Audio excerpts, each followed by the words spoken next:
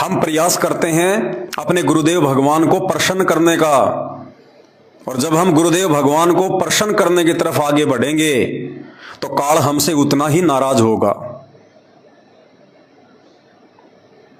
तो इस समय ये काल सभी से आपको दूर कर देगा, सबको आपका दुश्मन बना देगा। उस समय आपके अंदर मायूसी छाएगी, आपके अंदर चिंताएं बढ़ने लगेंगी। अगर वर्तमान में कोई सतगुरु रामपाल जी भगवान का भगत साध संगति से जुड़ा हुआ है और पूर्ण मर्यादा में है या पूर्ण मर्यादा में रहने का प्रयास कर रहा है, तो वर्तमान का जो समय है, इस समय उसको एक बेचैनी सी महसूस होगी, उसको कुछ खालीपन सा महसूस होगा। उसके अंदर इस काल के द्वारा निराशा पैदा करने का प्रयास किया जाएगा कि ये भगत ये सोचने पे मजबूर हो जाए कि मैं तो भक्ति भी सही कर रहा हूं, साध संगति से भी जुड़ा हुआ हूं, फिर भी मेरे से कोई बोलता क्यों नहीं, मेरे से कोई बातचीत क्यों नहीं करता, लोग मेरे को महत्व क्यों नहीं देते, लोग मेरे को तवज्जो क्यों नहीं देते, मेरी बातों को कोई सीरियस क्यों नहीं ले रहा। वो भगत गुमसुम सा रहने लगेगा, उन्मुनी, उसके अंदर बेचैनी सी होगी। क्यों होगी? क्योंकि उस भगत का इस संसार में अपने सतगुरु के अलावा दूसरा कोई नहीं होगा। उस भगत के विचार यदि किसी से मिलेंगे तो केवल अपने गुरुदेव भगवान से मिलेंगे, या फिर उस गुरुदेव भगवान की मर्यादा में रह के उसकी तरह यदि कोई और चल रहा होगा तो उससे मिलेंगे। जब वो भगत आपस में मिलेंगे कभी, तो उनके अंदर एक खुशी होगी, प्रसन्नता होगी, और वो प्रसन्नता यहां के प्रधानमंत्री को भी नहीं होगी, यहां के राष्ट्रपति को भी नहीं हो सकती। जो प्रसन्नता पूर्ण मर्यादा में रह के साध संगति से जुड़े हुए दो भाई बहन जब आपस में कहीं मिल जाते हैं, वो वास्तविक खुशी होती है, निश्चल खुशी होती है, निष्कपट प्रेम होता है, निस्वार्थ भाव होते हैं। तो कहने का मतलब है, काल हमें इस समय निराश करने का प्रयास करेगा, हमें निराशा की ओर लेके जाएगा, हमें बेचैन करने का प्रयास करेगा। लेकिन हमने इन बातों को ध्यान रखना है कि यदि आपके अंदर इस प्रकार के भाव उत्पन्न हो रहे हैं, आपके अंदर इस प्रकार की क्रियाएं चल रही हैं, निराशा वाली, बेचैनी वाली, गुमसुम वाली, जैसे कुछ खो गया हो, जैसे किसी का कोई मर जाता है, कोई परिचित, कोई खास आदमी, तो उसका किसी दूसरे से बातचीत करने का मन नहीं करता है, किसी के घर जाने का मन नहीं करता है, अच्छा अच्छा खाने का मन नहीं करता, अच्छा पहनने का मन नहीं करता, हमेशा एक मीठी मीठी टेंशन सी बनी रहती, एक चिंता सी बनी रहती है। चिंता क्या? कोई लेन देन की नहीं, कोई हानि लाभ की नहीं, चिंता केवल उसको अपने गुरुदेव भगवान की तरफ से कि मेरे गुरुजी कब आएंगे, परमात्मा आप कब आओगे, हे परमात्मा ये दास आपकी मर्यादाओं से दूर ना हो जाए, परमात्मा हे बंदी छोड़, यहां तो काल का बहुत जबरदस्त पहरा है, परमात्मा आप ही बचा सकते हो मालिक, हम अपनी सूझबूझ से, हम अपनी भक्ति से नहीं बच सकते। हे गुरुदेव, हम चाहे दिन रात माला क्यों ना कर लें, हम चाहे दिन रात कितना ही मर्यादा में रहने का प्रयास क्यों ना करें, भले हम पूर्ण मर्यादा में हैं, फिर भी गुरुदेव आप ही बचाओगे। यानी उस भगत का वो चिंतन, वो बेचैनी, वो खामोशी, वो निराशा, वो उन्मुनी अपने गुरुदेव को लेके होगी, मर्यादाओं को लेके होगी, भक्ति को लेके होगी। और यही एक सच्चे, अच्छे और नेक भगत की पहचान है। परमात्मा की वो वाणी याद करो, गुरु को कीजिए दंडवत और कोटि कोटि प्रणाम, कीट न जाने भृंग को गुरु कर ले आप समान। ये पहचान है इस समय।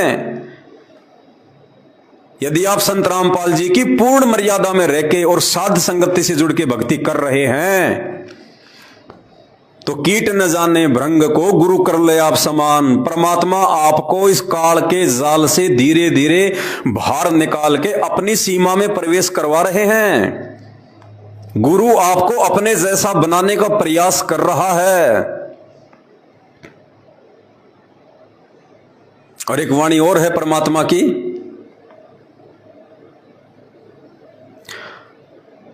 परमेश्वर की वाणी है कि मिले तो दंडवत बंदगी, नहीं तो पल पल ध्यान लगाए। मिले तो दंडवत बंदगी, यानी जब हमें अपने गुरुदेव भगवान मिलें तो उस समय तुरंत हमने उनको दंडवत प्रणाम करना है। सबसे पहले दंडवत प्रणाम से पहले अपने मुंह से एक शब्द भी नहीं बोलना। मिले तो दंडवत बंदगी, ये आदेश है गुरुदेव का। अगर गुरुदेव कहीं रोड पे खड़े हैं, किसी आश्रम में खड़े हैं, कहीं भी खड़े हैं, और गुरुदेव और आपके बीच में यदि कोई कीचड़ भी है, मिट्टी भी है, गोबर भी पड़ा है, तो परमात्मा कहते हैं भगत ने ये नहीं देखना कि मेरे कपड़े गंदे हो जाएंगे, मैं तो अभी नहा के आया हूं। कहते हैं उस गोबर में, उस कीचड़ में, उस गंदगी में चाहे लैट्रिन क्यों ना पड़ा हो, तुरंत अपने गुरुदेव भगवान को दंडवत प्रणाम कर देना है। मिले तो दंडवत बंदगी, नहीं तो पल पल ध्यान लगाए। अब ये वो स्थिति पैदा हो रही है आप और हमारे अंदर धीरे धीरे साथ संगत वाले भाई बहनों में। पल पल ध्यान लगाए। ये बेचैनी, ये निराशा, ये उदासी, ये खालीपन जो आपको हमेशा लगा रहता है, एक चिंता लगी रहती है आपको अपनी मर्यादाओं की, कहते हो पल पल ध्यान लगाने वाली प्रोसीजर है ये। क्योंकि हम कोई जगत में ध्यान नहीं लगाते।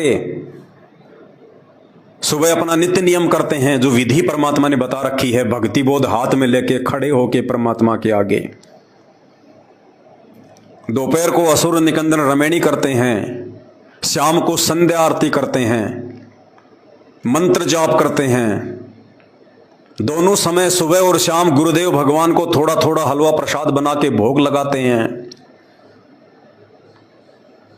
फिर परमात्मा का कोई सत्संग सुनते हैं, बीच में भाई बहनों से बात हो जाती है, कहीं उनसे मिलना हो जाता है। और बाकी समय यदि हम काम धंधा भी कर रहे हैं, कोई खेत में खेती कर रहा है, कोई मजदूरी कर रहा है, तो भी अपने गुरुदेव भगवान का ही ध्यान होना चाहिए।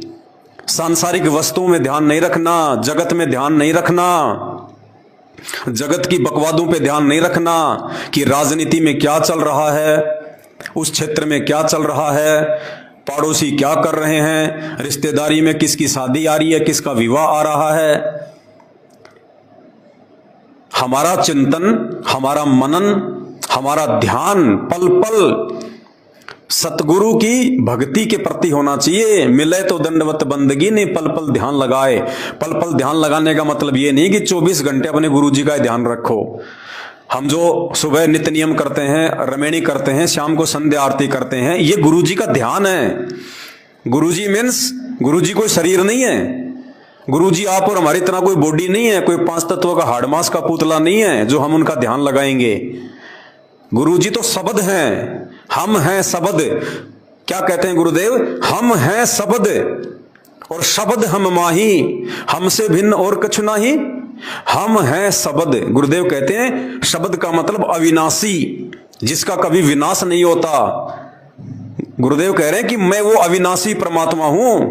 हम हैं शब्द और शब्द हम माही, और जिस शब्द से तुम्हारा आत्म कल्याण होगा, तुम्हारा उद्धार होगा, वो शब्द मेरे अंदर है, वो शब्द मेरे पास है, वो सार शब्द। हम हैं शब्द, शब्द हम माही, हमसे भिन्न और कछु नाही। तो जब गुरुदेव भगवान का रूप शब्द है और वो आत्मा को उद्धार करने वाला शब्द भी हमारे गुरुदेव भगवान के ही पास है और उनके अलावा और कुछ भी नहीं है, तो एक सच्चा भगत, एक सच्चा सेवक अपने गुरुदेव भगवान और उस शब्द के अलावा और किस बात पे ध्यान लगाएगा?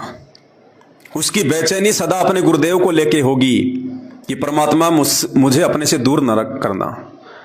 उसकी बेचैनी सदा भक्ति को लेके होगी कि परमात्मा आपकी भक्ति में कोई कमी ना रह जाए। उसकी बेचैनी सदा मर्यादाओं को लेके होगी कि परमात्मा कहीं इस दास से भूल कर भी परमात्मा कोई मर्यादाओं में त्रुटि ना हो जाए, परमात्मा अब की बार यदि रह गए। और कई बार जब यूट्यूब पे देखते हैं भाई और बहनों, इस प्रकार की वीडियो आते हैं,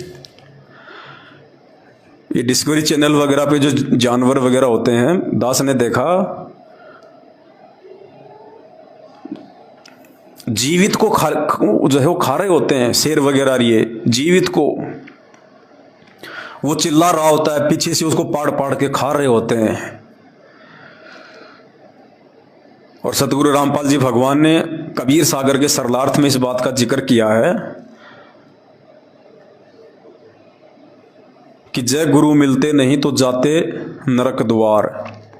लक 84 में जाते हम, और आज भी यदि हम सतगुरु रामपाल जी भगवान की पूर्ण मर्यादाओं में ना रह के और भक्ति भी करते रहेंगे तो भी भाई और बहनों हमें नरक में जाना पड़ेगा, 84 में जाना पड़ेगा, दूसरा कोई तरीका नहीं है।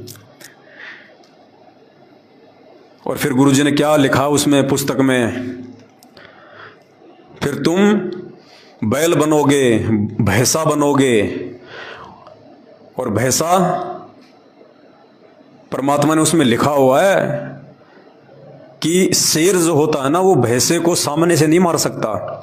जो छोटे जानवर होते हैं, हिरण वगैरह है, उनकी तो वो गर्दन दबा के पहले उनकी मौत करता है, शेर उनकी सांसों को रोक देता है, तो वो जानवर जो है वो मर जाता है, उसके बाद उसको खाता है। लेकिन भैंसा हो गया, हाथी हो गया, गेंडा हो गया, बड़े बड़े जो जानवर हैं, विल्ड बीस्ट हैं, उनको शेर सामने से नहीं मारता, बाघ उनको सामने से नहीं मारता। 3-4 शेर मिलके उसको नीचे गिरा देते हैं, और नीचे गिराने के बाद में फिर उसको पीछे से सबसे पहले उसके गुदा द्वार को फाड़ते हैं। अब सोचिए, और जब तक वो आधा नहीं खा लिया जाता है तब तक उसकी मृत्यु नहीं होती। और पुण्यात्मा वो कितना तड़पता होगा, कितना चिल्लाता होगा, है तो उसके अंदर आत्मा ही, जैसे हमारे अंदर आज आत्मा है। अब हमें यदि कोई कुत्ता, 2-4 कुत्ते मिलके आपस में हमारे को दबोच लें या किसी बच्चे को दबोच लें और फिर उसको नोच नोच के खाएं, उसको जीवित को, जिंदा को, सोचिए कितना दर्द होगा। गरम रोटी हाथ से लग जाती है, उसमें कितना दर्द होता है, और वो उसको फिर नोच नोच के खाते हैं, जिंदा को, जीवित को। तो ये दुख फिर भोगने पड़ेंगे, जगत को तो सीधे सीधे भोगने पड़ेंगे, जो लोग संत रामपाल जी की शरण में नहीं हैं। क्योंकि संत रामपाल जी के अलावा तो ब्रह्मा विष्णु महेश भी मोक्ष प्राप्त नहीं कर सकते, इनको भी लक 84 में जाना पड़ेगा। देवी देवताओं को भी लक 84 में जाना पड़ता है। संत रामपाल जी के अलावा, इस कल की भगवान के अलावा तो धरती पे मोक्ष है ही नहीं। और इनकी शरण में आने के बाद में यदि कोई गलती कर देगा, मर्यादा तोड़ेगा, अपने गुरुदेव को नाराज करने वाले कुकर्म करेगा, कार्य करेगा, उनका वचन तोड़ेगा, वो भगत भी लक 84 में जाने से नहीं बचेगा।